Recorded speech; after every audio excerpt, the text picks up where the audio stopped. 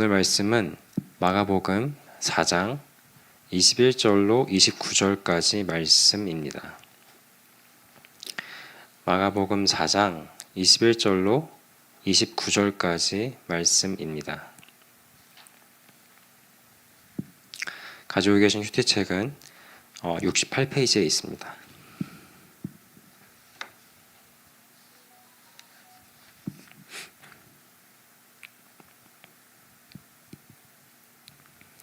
네, 그럼 저와 한 절씩 교독하시도록 하겠습니다. 또 그들에게 이르시되 사람이 등불을 가져오는 것은 말 아래에나 평상 아래에 두려함이냐 등경 위에 두려함이 아니냐. 드러내려 하지 않고는 숨긴 것이 없고 나타내려 하지 않고는 감추인 것이 없느니라. 들을 귀 있는 자는 들으라. 또 이르시되 너희가 무엇을 듣는가 스스로 삼가라. 너희의 헤아리는 그 헤아림으로 너희가 헤아림을 받을 것이며 더 받으리니 있는 자는 받을 것이요 없는 자는 그 있는 것까지도 빼앗기리라. 또 이르시되 하나님의 나라는 사람이 씨를 땅에 뿌린과 같으니 그가 밤낮 자고 깨고 하는 중에 씨가 나서 자라되 어떻게 그리 되는지를 알지 못하느니라. 땅이 스스로 열매를 맺되 처음에는 싹이요 다음에는 이삭이요 그 다음에는 이삭의 충실한 곡식이라. 함께 읽겠습니다. 열매가 익으면 곧 낯을 대나니 이는 추수 때가 이르렀음이라. 아멘. 네, 오늘은 특별히 이 앞 구절인 21절부터 23절까지 말씀을 좀 더 깊이 살펴보는 그런 시간을 갖도록 하겠습니다. 21절로 23절까지 말씀을 보도록 하겠습니다. 제가 한번 빠르게 21절을 다시 읽어드리겠습니다. 또 그들에게 이르시되 사람이 등불을 가져오는 것은 말 아래에나 평상 아래에 두려함이냐 등경 위에 두려함이 아니냐. 아멘. 이렇게 말씀하고 계십니다. 보통 이것을 수사학적 질문이라고 합니다. 수사학적 질문이란 뭐냐면 답이 이미 정해져 있는, 그러니까 정말 누가 듣게 되더라도 그 질문에 대해서는 자명한 그 답이 이미 다 자명한 진리로서 그 답은 이미 주어져 있는 이제 그러한 질문을 되묻게 되는 것, 그것을 수사학적 질문이라고 해요. 그러니까 이러한 질문을 통해서 얻게 되는 좋은 효과들이 있다면 상대방을 효과적으로 설득할 수가 있습니다. 왜냐하면 모두가 인정하고 잘 알고 있는 그런 답, 그런 자명한 진리로서 이미 누구든지 동의하는 그러한 답이 이미 있는 질문이기 때문에 마치 권유하는 듯한 그런 뉘앙스도 가지게 됩니다. 이것이 이러한데 이럴 경우에는 이렇게 하는 것이 마땅하지 않겠느냐, 그것이 당연하지 않겠느냐, 이런 질문을 들을 때, 그렇게 묻고 있는 말을 들을 때 모두가 그렇게 생각할 수 있기 때문에 동의하게 되고 좀 더 그것에 대해서 전하고자 하는 그 말을 전하는 사람에게 좀 더 마음을 열고 받아들일 수 있게 되는 이제 그런 질문이라고 할 수 있는데, 우리 주님께서 그런 질문을 이 21절 통하여서 딱 우리에게 던져주고 계세요. 이 등불이 있는데 어두운 방에 너희가 들어갈 때 등불을 가지고 들어가서 그 등불을 가지고 들어가는 이유가 뭐겠느냐? 그게 그냥 그 말 아래에 두려워 하겠느냐? 그게 그냥 평상 아래에 두기 위해서 그것을 가지고 가는 것이냐? 왜 그걸 가지고 들어가는 것이지? 그 방을 밝히기 위해서 그런 것이 아니겠느냐? 가장 그 방을 밝힐 수 있는 곳에 그 등불을 놓는 것이 마땅하지 않겠느냐? 이제 이런 말씀을 우리에게 하고 계시는 것이죠. 여기서 이 말 아래나 이렇게 나와 있는데, 이 말은 꽤 많은 그런 것들을 담을 수 있는 어떤 그런 큰 그릇 혹은 이제 그 바구니 같은 이제 그런 것으로 보시면 됩니다. 그리고 여기서 이 평상 아래에 두려함이냐 이렇게 말씀하시죠. 이 평상은 이 침대, 이렇게 누워 잘 수 있는 그런 침대 혹은 이제 식사를 하기 위해서 앉는 그런 긴 의자, 이제 이런 것을 이제 평상이라고 부를 수 있는데, 이 등불을 그런 말 아래, 그 말 아래에 놓거나 아니면 이런 평상 아래에 둔다는 것은 전혀 마땅하지가 않죠. 그럼 이 등경 위에가 어디냐? 그 방을 가장 밝힐 수 있는 가장 적절한 이 등불을 놓을 만한 그런 위치, 그 등불을 놓는 그런 위치를 이제 등경위라고 하는 것이고, 거기에 이 등불을 놓는 것이 마땅하다. 그리고 그것에 대해서는 그 누구도 뭐라 말할 수 없을 만큼 또한 자명한 진리인 것이죠. 그렇다면 우리 주님께서는 왜 이런 이런 수사학적 질문을 던지시면서 어떠한 말씀을 우리에게 전해 주시고자 이렇게 처음 말씀을 꺼내고 계시는지 우리가 궁금하지 않을 수가 없습니다. 그럼 주님께서는 왜 이런 21절의 말씀을 주셨을까? 우리가 몇 가지 좀 생각해 볼 수가 있는데요. 이 부분에 있어서는 또 조금 이제 여러 또 해석들이 있긴 한데, 오늘 이 시간 우리가 몇 가지를 좀 보도록 하겠습니다. 먼저는 이 등불을 가지고 들어간 그 어두운 방을 마치 죄로 인해 얼룩지고 정말 소망 없는 타락으로 인하여서 죄된 본성 가운데 살아가는 그런 우리라고 한번 가정해 본다면, 여기서의 등불은 바로 우리 주님, 그리고 주님이 주신 그런 말씀이라고 또 생각해 볼 수가 있습니다. 그렇다고 한다면 주님을 알게 되고 주님을 영접하게 된 사람이라고 한다면 그 안에 이 주님, 이 빛나는 그 주님의 말씀을 그 안에 온전히 품고 있어야 되는데, 그것을 그저 그냥 한쪽에 치우치게 그거 말씀을 두고 우리 주님을 우리 가운데 한쪽에 치우치게 두고 살아가는 그것이 아니라, 우리 온 심령 가운데 속속들이 구석구석 어느 곳 하나 미치지 않을 곳이 없도록 가장 우리 마음의 중심 가운데 우리의 모든 것을 가장 밝히 말씀으로 비출 수 있는 그러한 가장 우선순위 가운데 우리 주님을 두어야 하지 않겠느냐, 이제 이런 것으로 우리가 먼저 좀 생각해 볼 수도 있겠습니다. 우리가 우리의 심령 가운데, 우리의 삶과 우리의 그 깊은 마음 가운데 가장 우리의 주님을, 우리를 가장 밝힐 수 있는 곳에 모시고 산다라고 하는 것은 너무나도 중요합니다. 우리가 어느 일정 부분만을 밝히기 위해서 한쪽에만 그 말씀을 우리가 두고 살아간다고 한다면, 다른 곳에서는 내가 주님을 그 주신 그 말씀대로 살아가기를 기꺼워하지 않는 그런 삶의 모습을 가질 수밖에 없습니다. 예를 들어서 내가 이 말씀을 보니까 참 좋은 말씀이다. 그런데 이 말씀 내가 좀 지키기가 어려울 것 같다. 그래서 이 말 아래에다가 말씀을 두거나, 또 이 말씀을 보니까 이 말씀은 참 좀 힘들 것 같네. 이건 조금 내가 인정은 하는데 이거 좀 힘들 것 같다. 그렇게 해서 이 평상 아래에 두던가, 혹 우리가 말씀을 그렇게 대하고 우리 삶 가운데 살아가고 있다면 그것은 온전히 우리를 구원하시고 우리로 하여금 정말 빛 가운데 빛의 자녀로 삼아주신 그 주님께 합당하지 않은 삶이지 않겠습니까? 지금 제가 여러분께 던진 이 질문 자체도 수사학적인 질문이라고 할 수가 있습니다. 우리는 자명한 진리를 알고 있죠. 우리의 삶 가운데, 우리의 그 중심 가운데 우리 주님을 어느 곳에 두고 살아가야 될지 우리는 잘 알고 계시지 않습니까? 그러므로 이 등불을 등경 위에 두듯 우리의 중심 마음 가운데 우리 주님을, 그분의 말씀을 가장 우리의 모든 것을 밝힐 수 있는 그 중심에 두며 살아가시는 저 여러분 되시기를 축원드립니다. 이어서 또 우리가 볼 것은, 그런데 우리가 항상 성경 말씀을 볼 때에는 그 말씀 자체에도 집중하여서 그 말씀을 통하여서 얻는 그런 가르침들도 분명히 있습니다만, 그 구절구절 말씀들을 볼 때에는 그 말씀을 하고 계시고 그 말씀이 위치한 그 전체 맥락을 함께 보면서 말씀을 봐야만 합니다. 참 오묘하고도 깊죠, 이 말씀이라는 것이. 여러 측면에서도 볼 수 있고 참 여러 부분에서 우리의 가르침을 주시는 것이 말씀인데, 이 맥락 가운데 오늘 21절 그리고 이어진 22절, 23절을 보게 되면 우리는 또 이 21절 말씀을 우리에게 주신 이유가 이런 의미가 또 있겠구나라고 살펴볼 수가 있습니다. 어떤 것이냐면 22절을 통해서 우리가 그것을 더 깊이 볼 수가 있는데, 22절을 제가 빨리 읽어드리면, 드러내려 하지 않고는 숨긴 것이 없고 나타내려 하지 않고는 감추인 것이 없느니라. 아멘. 이렇게 말씀을 하고 있습니다. 이게 우리나라 말로 좀 이렇게 읽어보니까 조금 혼란이 있을 수 있는데요. 조금 단순하게 다시 이것을 말씀드리게 되면 이런 의미라고 받아들이시면 됩니다.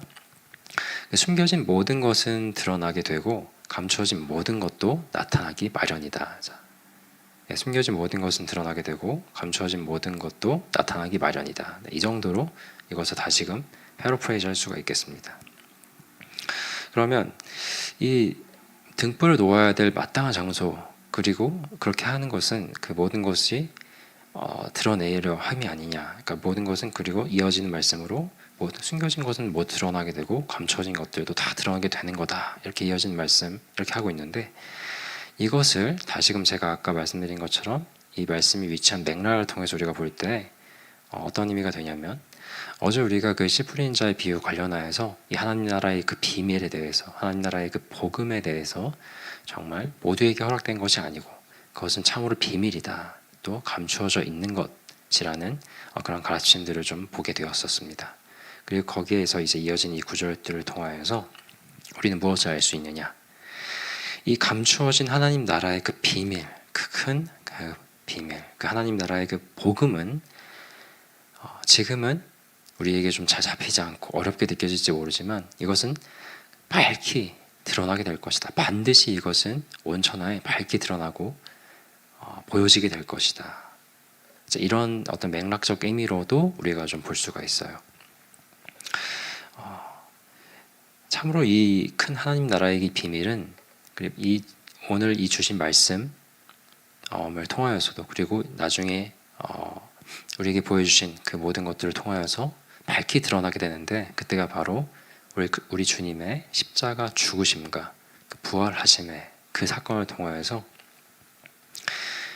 이 하나님 나라의 큰 비밀, 하나님 나라의 그 큰 복음, 무엇입니까?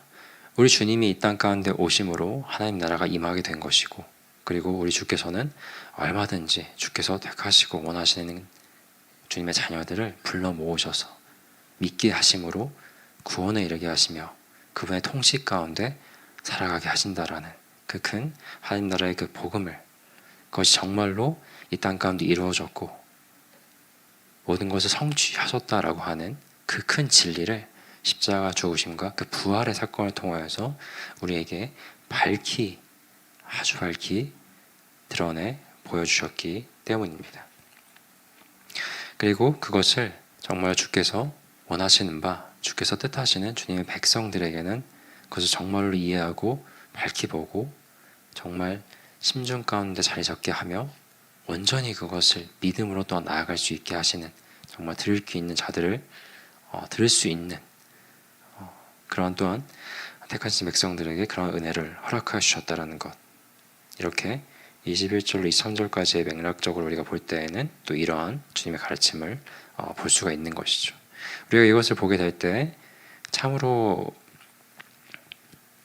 우리 가운데 나타나지 않을 수가 없는 그 반응이 있다면 그것은 감사함입니다. 그 은혜 가운데 우리에게 밝히 보여주시고, 우리는 죄된 본성 가운데 타락한 인간으로서 하나님께서 우리에게 계시를 주시지 않고서는, 쉽게 말해서 하나님이 어떠하심을 우리에게 나타내 보여주시지 않고서는 우리는 절대로 결단코 도저히 하나님을 알 수가 없는 존재들이에요. 그렇죠?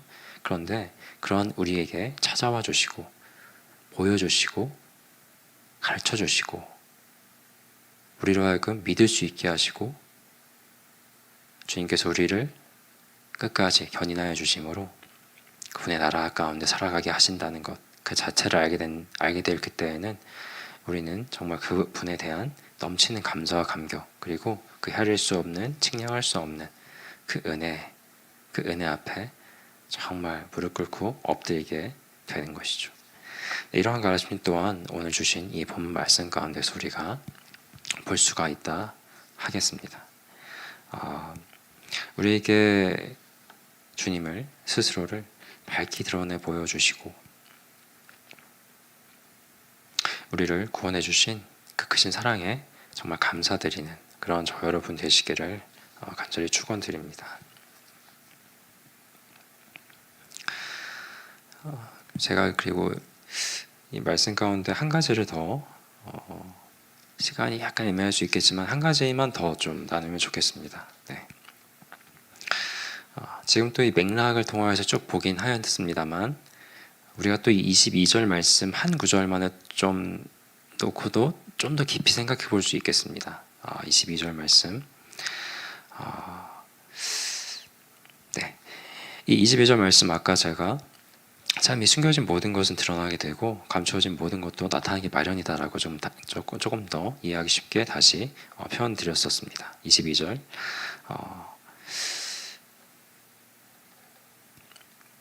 이것을 우리가 이 말씀을 우리가 우리 각자의 삶 가운데 한번 적용해 보면은 그런 시간을 가지면 좋겠다 생각이 들었습니다. 이것을 우리가 우리 개인적인 우리의 삶 가운데 정말 우리 안에 있는 어떤 생각들, 마음들, 그리고 우리가 지금까지 살아온 우리의 모든 인생 길들, 우리의 삶 자체에 이것을 조금 적용해 본다고 한다면 이런 것이 될 수가 있습니다. 우리의 삶 가운데 각자에게는 이러한저런 비밀이 있을 수가 있습니다. 그죠? 이러한저런 숨기고 싶은 것들이 있을 수 있고요. 우리 내면에 있는 어떤 여러 가지 좋지 못한 것들, 어떻게든 다른 사람들 앞에서는 숨기고 살아갈 수 있는 것들이 있겠으나, 그러나 이 말씀 앞에 우리는 우리가 하나님 앞에 설 때 정말 우리는 그 어느 것 하나도 숨길 수 없는 존재겠구나라는 것을 또한 생각해 보게 됩니다. 우리 안에 다양한 것들이 있을 수 있습니다. 정말 숨기고 싶은 어떤 비밀들, 죄악들, 부도덕함들, 또 거짓들, 시기 질투들, 아주 부정직함들, 그리고 혹은 여러 욕심들, 우리 가운데 참 그런 것들이 많이 있지요. 우리가 이것을 어떻게든 숨기고 우리가 살아갈 수 있을지 모르나, 그러나 이 모든 것들 참 그 하나님 앞에 우리가 서게 될 그때에는 모두 다 밝히 드러나게 될 것이다 라는 참 그런 말씀으로도 우리가 좀 적용해 볼 수 있지 않겠느냐 생각을 해보게 되는 것이죠. 우리의 이런 것들이 가장 결정적으로 드러날 때는 바로 정말 그 하나님의 심판대 앞에 우리의 삶의 그 마지막 때 이 하나님의 심판대 앞에 설 그때가 될 것입니다. 히브리서 4장 13절에 보면 지으신 것이 하나도 그 앞에 나타나지 않음이 없고 우리의 결산을 받으실 이의 눈앞에 만물이 벌거벗은 것 같이 드러나느니라. 아멘. 이렇게 말씀하고 있습니다. 한 사람도 빠짐없이 그 앞에 서게 될 것이며 우리는 참 우리가 지나온 우리의 그 삶의 결산을 그 앞에서 해야만 합니다. 이것은 참으로 크고 두려운 일이겠지요. 그런데 이것을 우리는 우리 스스로 자백하게 된다고 말씀합니다. 로마서 14장 11절 12절 말씀을 보면 로마서 14장 11절 12절 제가 빠르게 읽어드리면 이렇게 말씀하고 계십니다. 기록되었을 때 주께서 이르시되 내가 살았노니 모든 무릎이 내게 꿇을 것이요 모든 혀가 하나님께 자백하리라 하였느니라. 이러므로 우리 각 사람이 자기의 일을 하나님께 짓고 하리라. 아멘. 이렇게 말씀하고 계십니다. 우리가 하나님 앞에서 참 우리의 그 삶을 결산하면서 우리 안에 있었던 참 그 많은 좋지 못했던 그런 것들, 그것을 우리의 혀로, 우리의 입술로 직접적으로 자백하게 된다라는 것, 그것이 얼마나 그때 수치스럽고 부끄럽고 얼마나 그 큰 고통이 따르겠습니까? 그러므로 우리가 이것을 알고 살아갈 때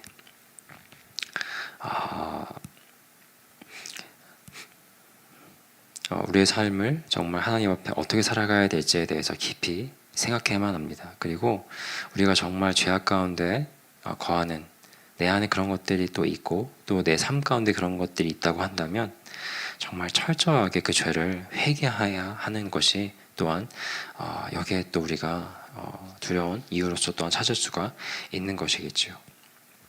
그리고 사실 이런 메시지를 여러분에게 전하는 저 또한 참 이것이 참 두렵고 또 한편으로는 또 괴로울 정도로 참 조심스러운 말씀이기도 합니다. 저 또한 얼마나 회개할 것이 많이 있겠습니까? 그러므로 우리가 살아갈 때 결산의 날이 있다는 것을 아는 것은 참 지혜가 되는 것이죠. 그리고 우리가 정말 죄를 범했고 또 죄 가운데 살아가고 있다고 한다면 정말 지체 없이 정말 회개해야 되겠구나. 하나님께 회개하고 또 혹 내가 어려움을 끼치게 된 어떤 그런 사람들이 있다고 한다면 그들에게도 가서 또 용서를 구하고 그렇게 그런 어떤 죄악들을 극복해 나가고 정말 회개를 통해 해결해 나아가는 그런 지혜가 우리 가운데 또한 있어야 할 것입니다. 그리고 우리 주님께서는 회개하고 자복하는 그런 심령들을 결단코 내치시지 않으시고 받아주시고 또 더욱더 주님의 자녀답게 살아갈 수 있고 더욱더 주님의 자녀다운 사람이 되도록 인도해 가실 것을 또한 믿음으로 그렇게 나아가는 그런 저와 여러분 되시기를 축원드립니다. 네, 이제 우리가 함께 합심하여 기도로 나아가기를 원합니다. 오늘 우리에게 주신 이 말씀이 참으로 깊고도 큽니다. 주님께서 우리에게 던지셨던 그 자명한 답을 품고 있었던 그 질문이 있었습니다. 우리가 참 그 등불을 어디에 두어야 하겠습니까? 등경 위에 두어야 할 것입니다. 우리 주님의 그 말씀을 우리는 우리 심령의 중심 가운데 가장 밝게 드러날 수 있는 그리고 따를 수 있는 그러한 곳에 두어야 할 것입니다. 그리고 우리는 참으로 우리에게 우리 주님이 어떠한 분이신지에 대해서 밝게 드러내 보여주시고 하나님 나라가 무엇인지 우리에게 보여주시며 그 안에 살게 하신 그 크신 은혜를 우리가 늘 기억하며 감사함으로 나아가야만 할 것입니다. 감사한 줄 안다면 그 감사한 것에 단순히 머리로만 알고 따라가는 것이 아니고 정말 우리의 삶도 그것에 따를 수 있어야 하는 것, 그렇지 않겠습니까? 그것이 또한 자명한 우리가 이미 알고 있는 진리이자 답이 아니겠습니까? 우리가 이러한 우리 주님을 우리의 중심 가운데 모시고 살며 우리를 구원하신 그 참된 그 은혜를 우리가 깊이 알고 그에 맞게 그에 합당한 삶을 우리가 나아갈 그때 우리는 훗날 우리 주님 다시 오실 그때 우리 주님의 그 심판대 앞에 서게 될 그때 부끄러움보다도 정말 내가 드디어 주님을 배웁니다 라고 하는 내가 이 인생길 가운데 너무 쉽지 않았으나 참으로 내가 주님 앞에 자복해야 될 죄들 너무나 많지만 내가 정말 가득한 그런 사람이었을 것인데 우리 주님께서 나의 등불 되셔서 제가 이 자리에 부족하지만 그래도 주님 배우는 자리에 서게 되었습니다 라고 하는 내가 나의 죄를 부끄러움 가운데 자백하게 되고 멸망하는 그런 짐승과도 같이 그런 존재로서 그 앞에 서게 되는 것이 아니라 참으로 그 사랑하는 주님 앞에 그 감격 앞에 서게 되는 그러한 저와 여러분 되시기를 주님의 이름으로 축원드립니다. 그러한 우리가 되기를 원한다고 이 시간 합심하여서 기도로 나아가겠습니다.